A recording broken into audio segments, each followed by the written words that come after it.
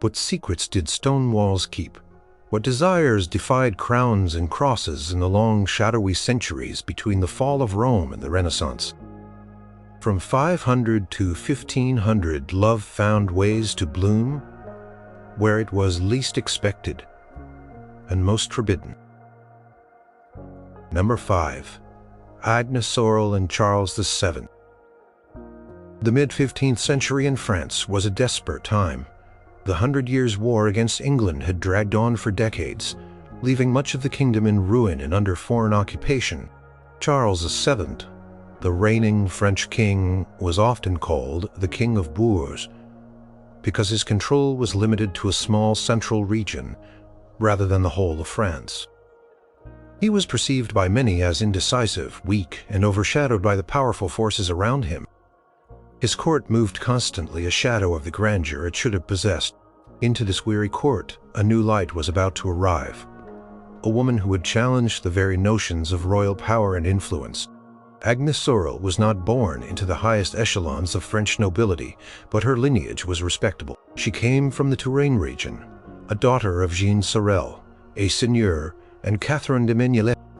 She had been a lady in waiting to Isabella, Duchess of Lorraine, the wife of René of Anjou, a prominent figure in the French court, and a cousin to the king. This position gave Agnes access to the highest circles, despite her relatively modest birth. It was around 1443, during one of Charles VII's stays at the Château de Chinon, a royal residence, that Agnes was introduced to the king. She was in her early 20s, renowned for her striking beauty, her witty conversation, and a vivacious spirit that seemed to spark a flicker of life in the somber king. Charles VII, then in his early 40s, had been married to Marie of Anjou for many years. Their marriage, like most royal unions, was a political alliance producing a large family, but lacking in apparent passion. Charles was known to be a reserved, almost melancholic man, constantly burdened by the weight of his kingdom's struggles. When Agnes arrived, she represented a stark contrast to the grim realities of his life. She was captivating, dressed in innovative styles that often shocked the more conservative members of the court. One of her famous stylistic choices involved exposing one breast in her gowns, a fashion daringly adopted to draw attention and assert her uniqueness. This was more than just a passing fascination for Charles. He quickly became utterly infatuated with Agnes, showering her with attention and affection that went far beyond mere flattery. Soon, Agnes Sorel became the king's official chief mistress, a position that carried unprecedented public recognition in France. She was given the esteemed title of Dame de Beauté, or Lady of Beauty, a testament to her allure and the king's open devotion. This was a radical departure from previous French kings, whose mistresses were usually kept in the shadows, their existence a discreet secret. Charles, however, made no secret of his affections for Agnes. He provided her with lavish gifts, including magnificent jewels and vast estates. She received the Château de Loches, a strong fortress, along with the lordships of Vernon, Issoudun, and Fromenteau. These were not mere trinkets, but significant holdings, conferring upon her wealth and status that few women of her background could ever dream. Her chamber at Locus was a place of luxury and power, a focal point of court life alongside the king's own apartments. Agnes Sorel's influence extended far beyond personal matters. Charles VII, who had seemed perpetually lost in his own anxieties, found new vigor and determination under her influence. Chroniclers of the time suggest that she actively encouraged him to pursue the war against the English with renewed zeal. She was said to have pushed him to take action, to be the king his fragmented country needed. Her presence at court transformed its atmosphere, bringing a sense of vitality and purpose. She even played a role in advising the king on matters of policy and appointments, an unheard-of level of involvement for a royal mistress. This unusual degree of power and public display, however, drew both admiration and outrage. Many courtiers and members of the clergy were scandalized by Agnes's open position and her visible control over the king. The public display of their forbidden relationship, combined with her non-noble status and her rising wealth, fueled resentment and gossip. The legitimate queen, Marie of Anjou, bore this public humiliation with quiet dignity, a testament to the constraints placed upon royal wives in that era. Despite her personal discomfort, Marie of Anjou remained loyal to Charles and their children, never publicly challenging Agnes's position. This silent suffering became another layer of the forbidden aspect of Charles and Agnes's bond, a constant undercurrent of transgression against royal and societal norms. Agnes bore Charles 4 daughters, Marie, Charlotte Jean, and another who died shortly after birth. These children further solidified her position at court, making her an indispensable part of the royal family, even if their birth was outside the bounds of traditional legitimacy. Her presence shaped the king's daily life, and many believe the very direction of French policy during a crucial period. She supported figures like Jacques Coeur, a powerful merchant who became a key financial advisor to Charles, helping to fund the French war effort. The king's newfound confidence in the successful military campaigns that began to push the English out of France were often attributed in part to Agnes's inspiration and steadfast support. In 1450, at the height of her influence, Agnes Sorel, then pregnant with her 5th child, journeyed from Chinon to Junaeges to meet Charles VII, who was campaigning in Normandy. While there, she suddenly fell ill. Condition rapidly deteriorated, and she died shortly after. At the age of 28, her sudden death immediately sparked rumors of poisoning, a common suspicion surrounding the deaths of prominent figures in the Middle Ages. Her physician, Antoine Ricard, and Jacques Coeur were briefly implicated, though later cleared.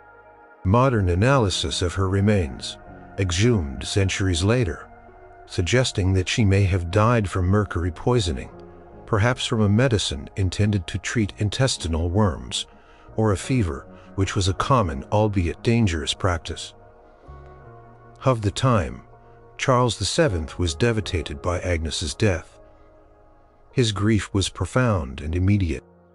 He ensured that her funeral was grand, and she was buried with full honors in the collegiate church of St. Ours in Laux, the very estate he had bestowed upon her. Her tomb was a magnificent monument, reflecting her unique status. Even after her passing, Charles continued to cherish her memory and provide for their daughters, ensuring their upbringing and future prospects were well secured. Agnes Sorel remained a controversial figure in history. To some, she was a scandalous temptress who overstepped her bounds and corrupted the king. To others, she was a true patriot, a courageous and intelligent woman who inspired her king to reclaim his kingdom, a modernizing force in a stagnant court. Her life with Charles VII represented a forbidden romance that defied the strict social and political conventions of the Middle Ages, demonstrating how love, desire, and personal influence could reshape the course of a nation, even in times of war. Her legacy as the first officially recognized royal mistress of France, and her profound impact on a king and his kingdom, secured her place in the annals of history, a testament to a love that dared to challenge the established order. Number 4, Henry II and Roseman Clifford. The 12th century in England was dominated by the formidable figure of King Henry II. He was a man of immense energy, intellect, and ambition, ruling not only England but also vast territories in France, an empire stretching from Scotland to the Pyrenees. His court was a dynamic hub filled with scholars, knights, and powerful lords. His marriage to Eleanor of Aquitaine, one of the most powerful and influential women of the age, was a monumental political alliance that brought vast lands and wealth to his dominion. Their union produced several children, including future kings. However, beneath the surface of royal power and strategic alliances, personal passions often ran wild, defying societal norms and even the king's own marital vows. It was into this world that Roseman Clifford entered. She was the daughter of Walter de Clifford, a minor baron from Herefordshire, a family of respectable, though not exceptionally high standing. Her beauty was legendary, earning her the epithet Fair Rosamund. She possessed golden hair, captivating eyes, and a graceful bearing that charmed all who saw her. Accounts describe her as a woman of gentle nature, intelligent and refined. The exact circumstances of her meeting with King Henry II are not precisely recorded, but it is believed to have occurred in the early 1170s, at a time when Henry was well into his marriage with Eleanor, and already a father to several children. Henry II, despite his power and his queen, was known for his roving eye and his tendency to seek solace and affection outside his marriage. Rosamund, with her radiant beauty and sweet disposition, quickly caught his attention. Their relationship rapidly deepened, becoming a passionate affair that Henry was determined to keep secret from his formidable queen. Royal mistresses were not uncommon, but Eleanor of Aquitaine was no ordinary queen. She was a political force in her own right, known for her strong will and fierce temperament. Henry understood that any public display of such an affair would incur her wrath and potentially destabilize his court. To maintain the secrecy of their forbidden love, legend says that Henry created an elaborate Bower of Rosamund at his hunting lodge in Woodstock, Oxfordshire. This was supposedly a complex maze of hidden rooms, gardens, and secret passages designed to conceal Rosamund from curious eyes and, most importantly, from the vengeful queen. While the exact details of this labyrinth are likely exaggerated by later romantic tales, it speaks to the lengths to which Henry went to protect his beloved mistress and the clandestine nature of their relationship. Historians confirm that Rosamund lived in discreet luxury at Woodstock, separate from the main royal court, a testament to Henry's devotion and his efforts to keep their bond hidden. Unlike some royal mistresses, Roseman Clifford is not known to have had any children with Henry II. This fact might suggest that their relationship was kept extremely discreet, perhaps shorter in duration than some popular narratives imply, or that efforts were made to prevent any offspring that would further complicate the royal succession. Regardless, the affair was a deeply personal matter for Henry, a private indulgence that provided him with comfort and escape from the relentless pressures of kinship and the often contentious nature of his marriage to Eleanor. However, secrets in a medieval court, especially those involving a king, rarely remain entirely hidden. Whispers began to circulate, and it was only a matter of time before Queen Eleanor became aware of Rosamund's existence. Chroniclers of the time describe Eleanor's reaction as one of incandescent fury and immense jealousy.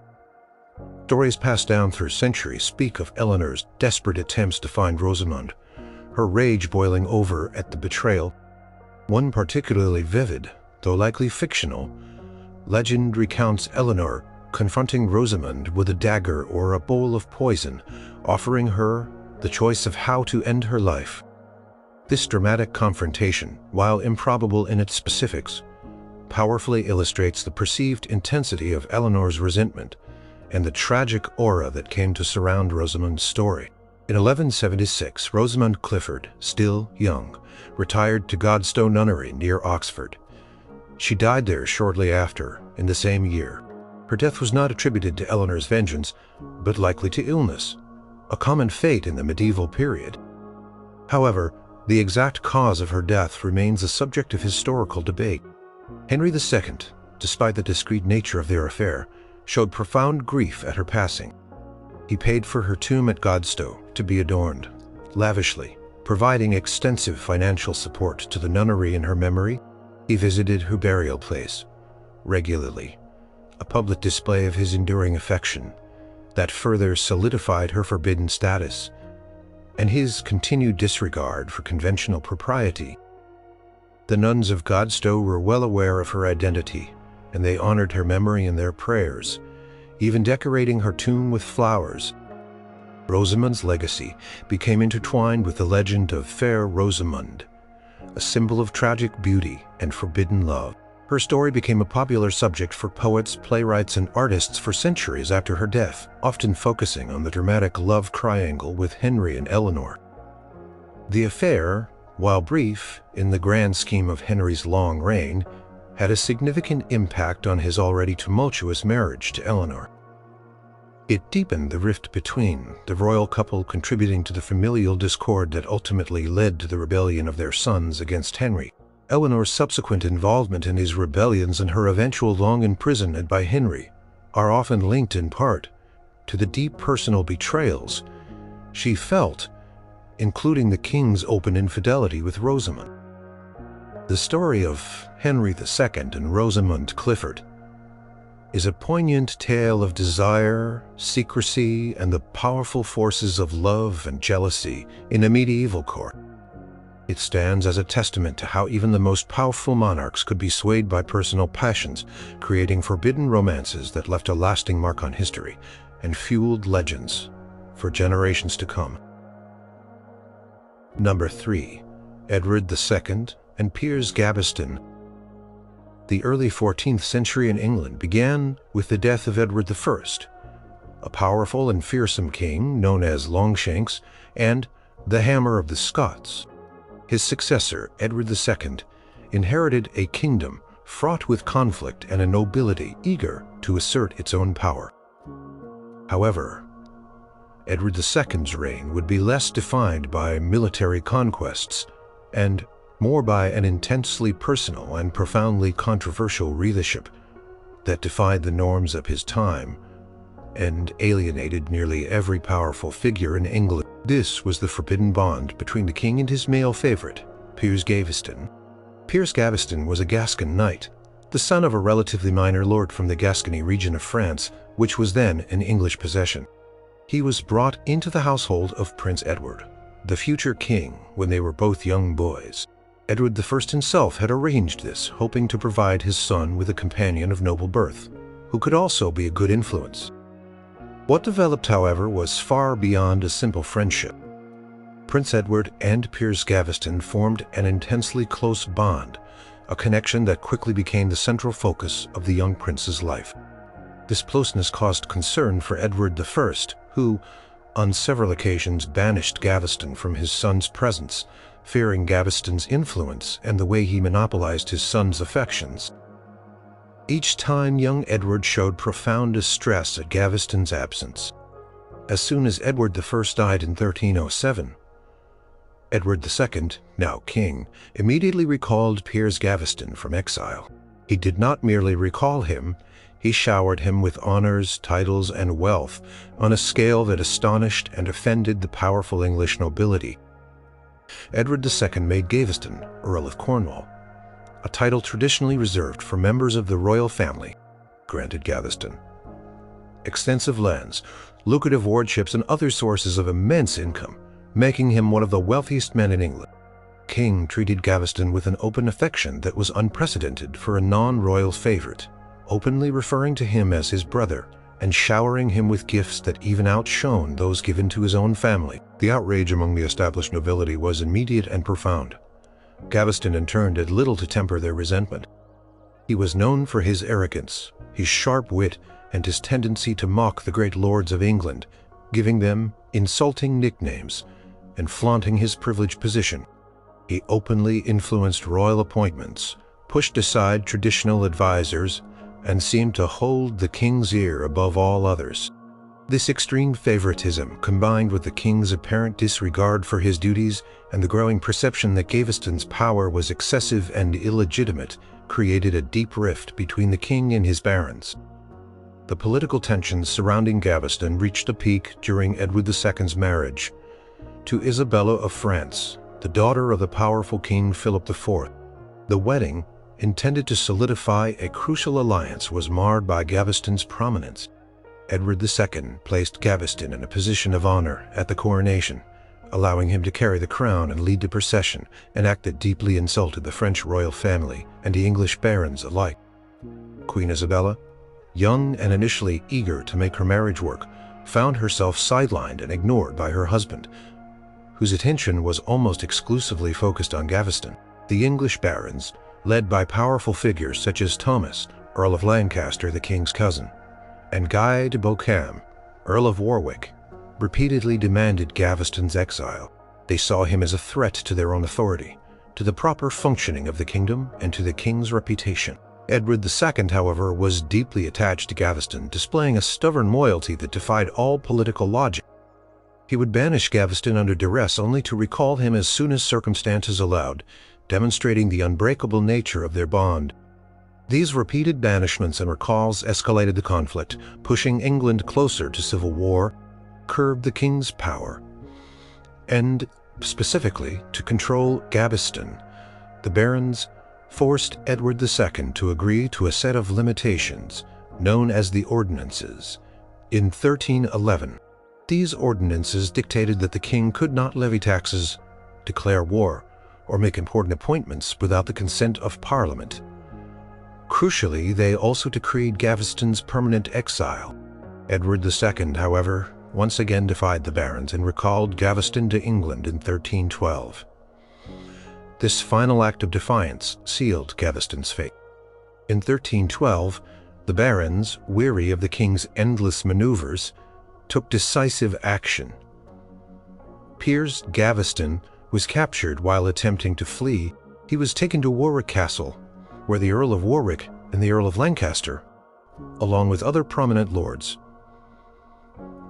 effectively sentenced him to death without a formal trial. Gaveston was led out to Blacklow Hill, near Warwick, where he was stabbed and beheaded. His body was initially left unburied due to his excommunication, but was eventually taken by Dominican friars and buried years later in King's Langley Priory. Edward II was utterly devastated by Gaveston's murder. His beloved companion, the one person with whom he shared an undeniable bond, was gone. The king never truly recovered from this loss. He spent years seeking revenge on those responsible for Gaveston's death, further fueling the political instability of his reign. The chroniclers describe his grief as profound and enduring, a testament to the depth of his feelings for Piers. The forbidden relationship between Edward II and Piers Gaveston fundamentally shaped English history, driven by Edward's deep personal affection and Gaveston's arrogant influence. It led to unprecedented political instability, civil strife, and a breakdown of the relationship between the king and his nobility.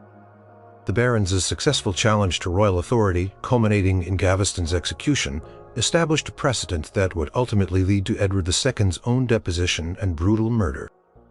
The story of Edward II and Piers Gaveston stands as a powerful example of how a deeply personal, forbidden bond, one that challenged social and political norms, could have catastrophic consequences. Number 2. Isabella of France and Roger Mortimer. The early 14th century in England was a period of increasing turmoil under the reign of King Edward II.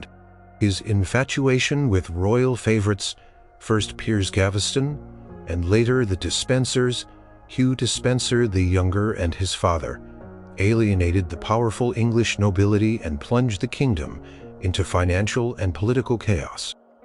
Standing by his side initially was his Queen Isabella of France. She was the daughter of Philip IV, the fair, the formidable King of France, and she possessed a powerful will and an innate intelligence that often went unacknowledged by her husband. Their marriage, a political alliance, was fraught with tension, and Isabella increasingly found herself sidelined, impoverished, and humiliated by Edward's obsessive devotion to his male favorites.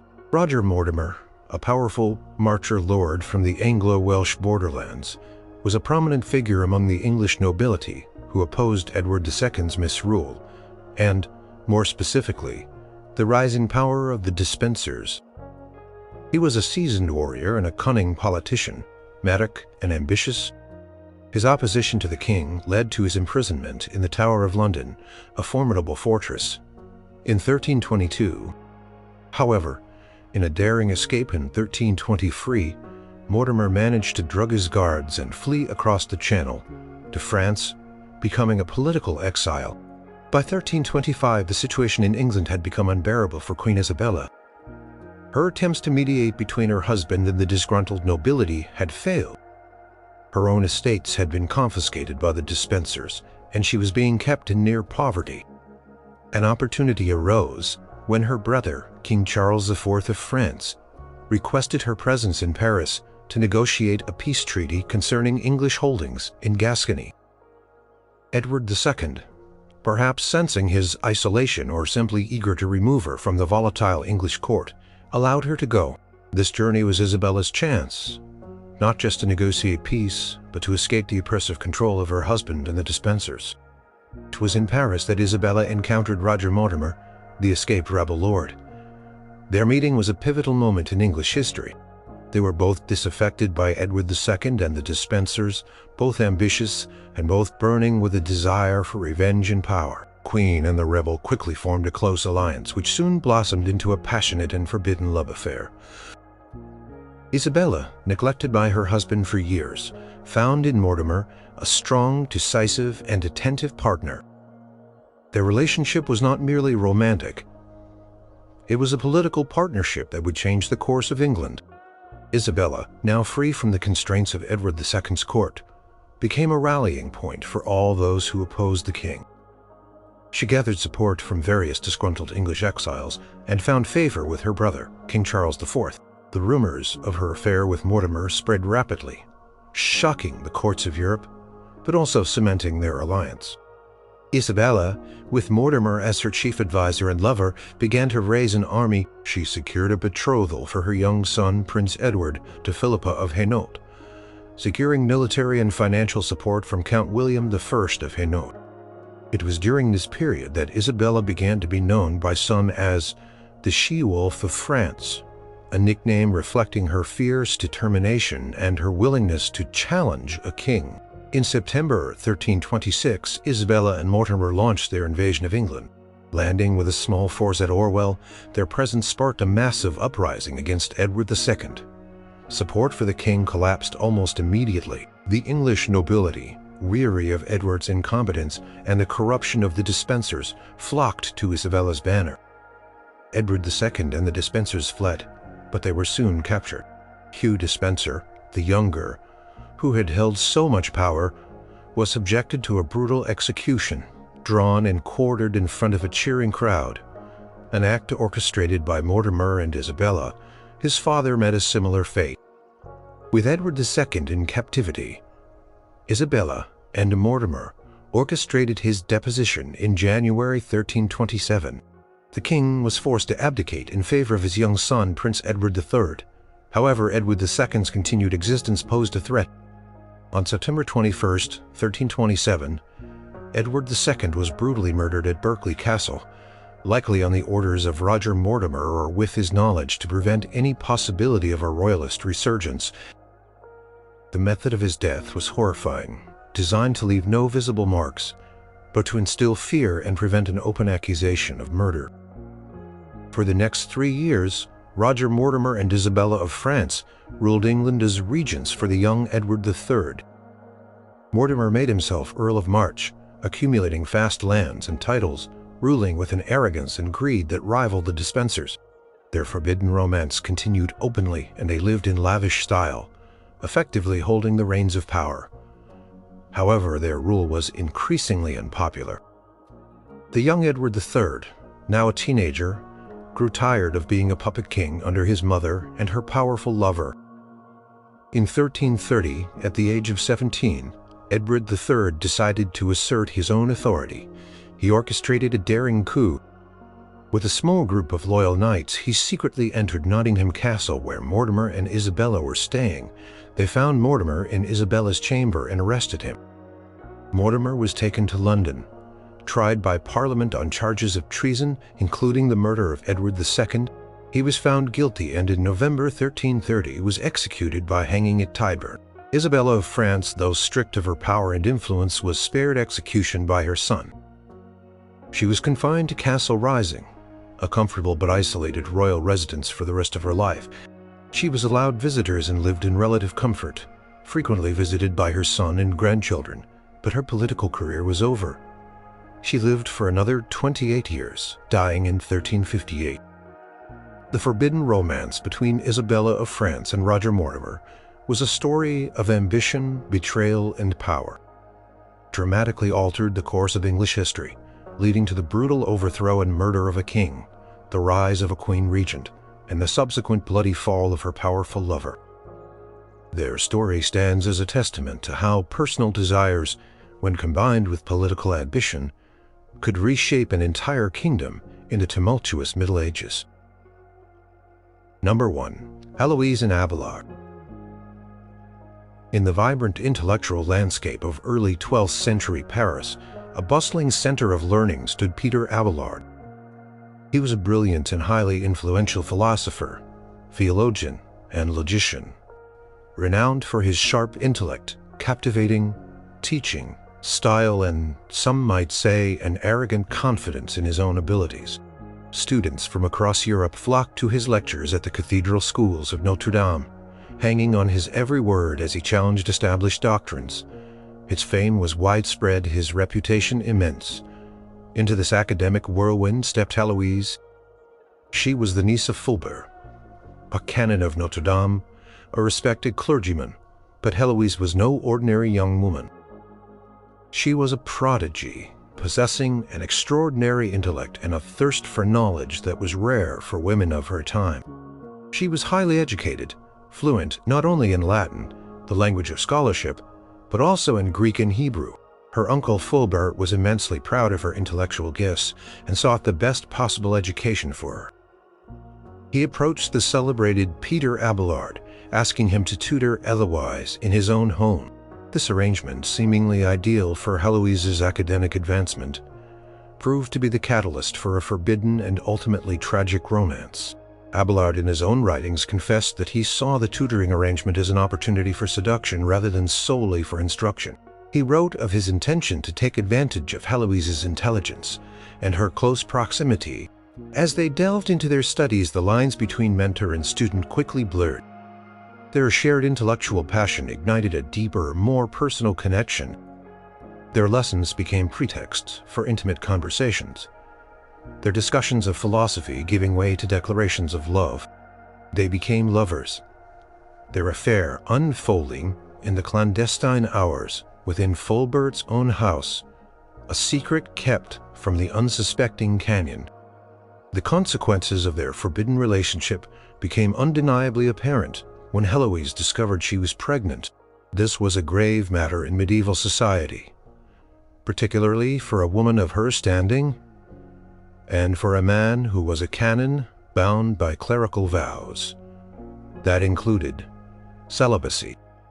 To protect Heloise from the shame and public scandal, Abelard spirited her away from Paris to his family home in Brittany, where she gave birth to a son whom they named Astrolabe. Upon their return to Paris, to appease Fulbert and salvage Heloise's honor, Abelard secretly married her. This marriage was a desperate attempt to mitigate the scandal, but it was also a direct violation of Abelard's clerical status as canon. The ceremony was conducted in secret, with only a few witnesses, because its exposure would have ruined Abelard's ecclesiastical career. Heloise, deeply devoted to Abelard, even initially resisted the marriage, fearing it would hinder his academic and clerical advancement. She believed their love transcended such formal institutions, and was willing to bear the shame for his sake. However, Abelard insisted, hoping to appease her uncle and uphold her reputation. Despite the marriage, Fulbert felt profoundly betrayed and shamed by Abelard. He had entrusted his beloved niece to Abelard's care, and Abelard had not only taken advantage of her, but had also jeopardized her future and brought dishonor upon Fulbert's household. In a horrific act of vengeance, Fulbert hired men who broke into Abelard's room one night and, in a brutal assault, castrated him. The aftermath of this brutal act shattered both Abelard and Heloise's lives. Humiliated and physically disfigured, Abelard, in deep despair, sought refuge in the monastic life. He became a monk at the Abbey of Saint Denis, hoping to escape the world in his past. He also tragically persuaded Heloise to enter a convent and become a nun. Though her heart remained fiercely devoted to him, she acquiesced to his wishes, taking vows at the Abbey of Argentou, where she had been educated as a child. Later, she would become abbess of the Paraclete Monastery, an institution originally founded by Abelard himself. Years passed, and their paths diverged physically, but their intellectual and emotional connection was rekindled through a series of remarkable letters. These letters, written in elegant Latin, are some of the most moving and intimate surviving documents from the Middle Ages. In them, Heloise expresses her undying love for Abalar, her lingering regret for the passion they shared, and the depth of her suffering. She confesses that even in her monastic habit she cannot escape the memories of their love. Avalard, often taking a more theological and detached tone, advises her on monastic life and spirituality, while also revealing glimpses of his own enduring pain and his complex feelings for her. Even as religious figures, their intellectual bond remained. Heloise proved to be an exceptionally capable and respected abbess, known for her learning, her administrative skills, and her strong leadership. At the Paraclete, she corresponded with other scholars and continued to oversee the education of the nuns, under her care demonstrating her enduring intellectual prowess. Abalar, despite his personal tragedy, continued to write and teach, though his later life was marred by further theological controversies and persecution. Ultimately, Abalar died in 1142, and Heloise in 1164. In a poignant testament to their enduring connection, their remains were eventually brought together. First buried side by side at the Paraclete Monastery, their remains were moved centuries later, in the 19th century, to a joint tomb at Père Lachaise Cemetery in Paris, where they continue to rest together. The story of Heloise and Avalard is more than just a tale of forbidden love. It is a profound exploration of intellect, passion, faith, and the crushing societal pressures of the medieval world. Their romance, born of intellectual curiosity and intense desire, was forbidden by clerical vows and social conventions, leading to a tragic, brutal outcome. Yet their surviving letters offer a rare and intimate glimpse into the inner lives of two brilliant individuals who defied the boundaries of their time, creating a legacy of enduring love that continues to captivate and move people to this day.